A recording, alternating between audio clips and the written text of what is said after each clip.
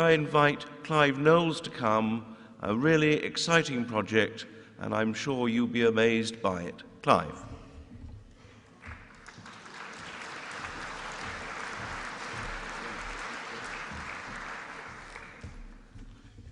Good morning, everybody. Thank you for allowing me to come to this conference and to Belfast to address you. I'm very privileged.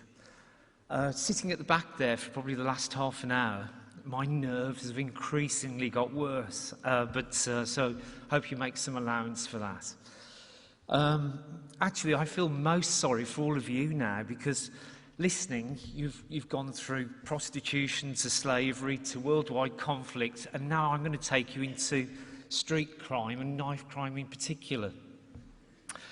My introduction then. So my introduction is, my name's Clive Knowles. I'm the chairman of the British Ironworks Centre in Oswestry, Shropshire.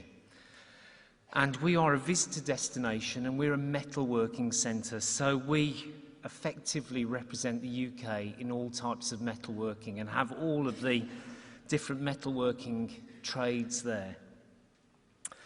Some time ago now, I fell out of love with traditional business and the conventional way that you always run a business. You chase profit and money, and you're always dreading those end of week and end of month accounts. But I found in my mid to late 40s, I found something else, which was sort of running the business alongside trying to do good works and good deeds, which has brought me a sort of new lease of life in running the business, and a great, and sort of reinvigorated the interest that I have in it. So today I wanted to introduce to you the campaign that we've started. It's called Save a Life, Surrender Your Knife. And I'll just bring that up onto screen now. So this campaign, as a metalworking centre, we were helping lots of other initiatives and campaign groups deal with their own campaigns. And it got to a stage where we wanted to actually deal with something ourselves independently and be the sort of spearhead rather than just following in somebody else's wake. We saw a documentary on knife crime. The police were being really battered over their lack of, in what they were managing to do, their progress with taking knives off the streets of the UK. So we decided to launch our own campaign and join together all the police forces, the families, and all the people involved in crime.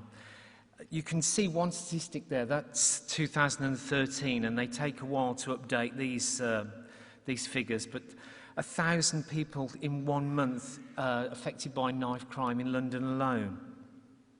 So when you read that and you hear it, you think, gosh, there's so much more we can do. And as a metalworking centre, we wanted to do something that we could actually add to it all. So we got all of these campaign groups together. Sorry, I'm just getting used to this now. And we managed to get hold of all of the crime commissioners, the Home Office, anti-knife groups, anti-violence, anti-aggression groups. We contacted all the families that were willing to talk to us that had been affected by knife crime. Very often they'd lost a son or a daughter. Of course, all the 43 police forces around the UK. And we've got a very special sculptor by the name of Alfie Bradley that was willing to create a national monument, which is what we're focused on today. And the way that we're going to do that is by collecting all of the knives from the UK streets off the thugs and the gangs and the amnesties. And we're doing that by pledging, or we have pledged, and for the last sort of number of months now, we're creating knife banks, knife amnesty banks for all of the UK police forces to request from us. It feels strange really because Belfast hasn't approached us, although we have been in contact. So we need all of the towns and cities throughout the UK to take advantage of these knife banks that we can make for them free of any charge. Just to give you an idea of the usual sums of money that are usually involved in these things, Birmingham, probably last year and probably the beginning of this year, bought 8 knife banks and spent £24,000 in doing so. A complete waste of money. Basically, they're being ripped off, and we will do it for free. So we want every city and every town that you belong to come forward and ask for these banks, because they are readily available to you. This picture here, I've tried to find you the most graphic pictures that I could find. This particular picture shows a delivery of knives coming in from the West Mercia and Warwickshire police.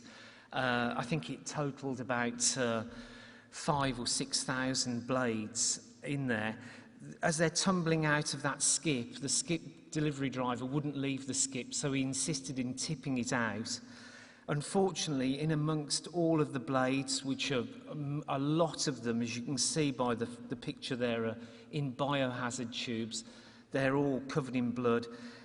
The skip doors or roof was left open, so it filled with water. And when that skip was emptied in our workshop, it was like a tsunami of infected water flushing through the workshop and into our show area, which was unfortunately was carpeted. So that's quite a serious picture. The next slide is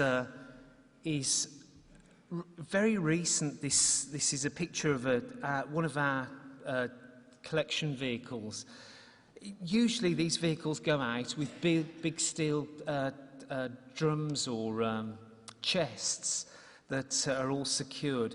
We sent this particular vehicle out to do a collection from Greater Manchester that had just finished an amnesty that had only lasted 4 weeks.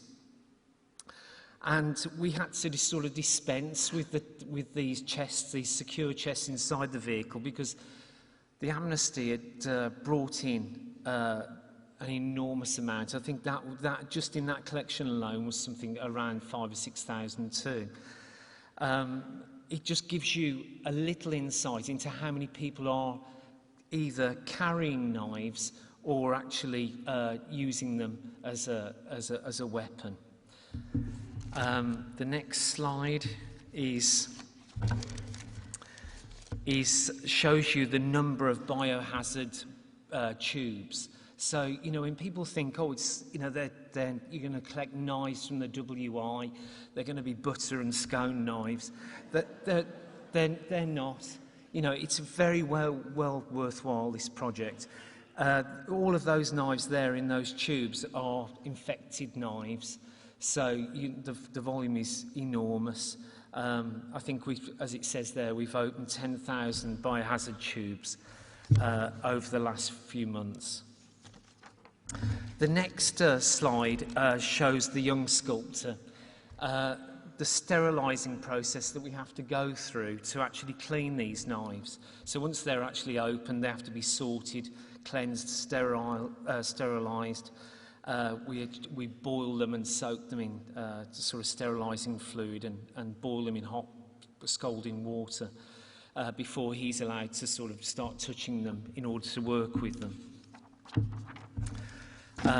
The next slide, we've got that process. It is actually, I mean, when everybody mocks and sort of jokes about health and safety, well, if you run any type of business, health and safety has become an enormous curse.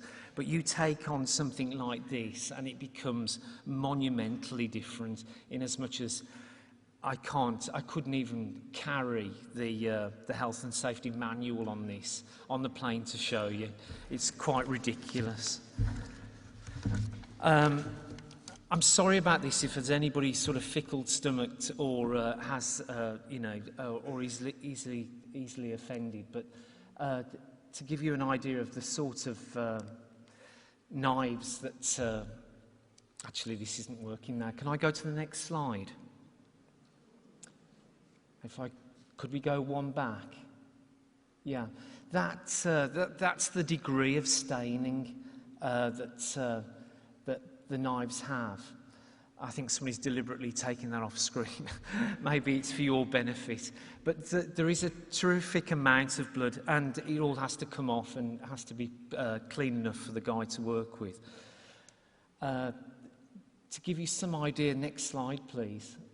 To give you some idea of the variety of weapons, you do become a little desensitised initially when you see the weapons arriving. It is immensely shocking because you couldn't even imagine these things on the UK streets or anybody in the UK carrying them in such a sort of cultured society that we believe that we live in. But it is happening, and as these young people, not just young people but predominantly young people, carry them, then more and more do so to sort of catch up.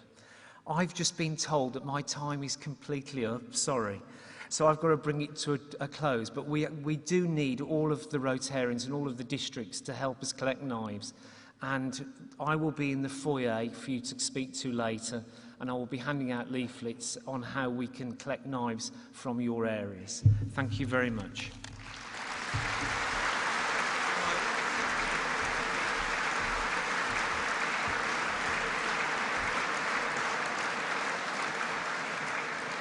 I mean, Clive is a Rotarian as well. This just shows the influence of Rotarians. You did have a slide going to show the size of the angel. Yes, can we have that one? Can we have that one? If the techies can cope with that. Can the technical guys bring up the slide showing the 24-foot sculpture that we're creating?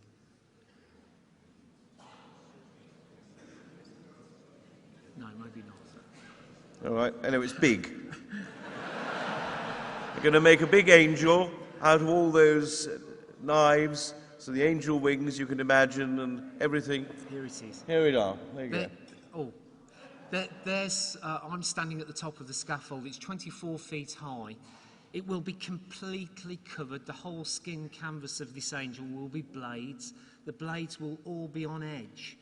The young sculptor that's creating it is phenomenally talented. He's only 24. He's also been affected by knife crime, so he feels it very passionately. And it will be the national statue against violence and aggression in the UK. And hopefully it'll be unveiled in Trafalgar Square. Here we are. Well done. Thank you.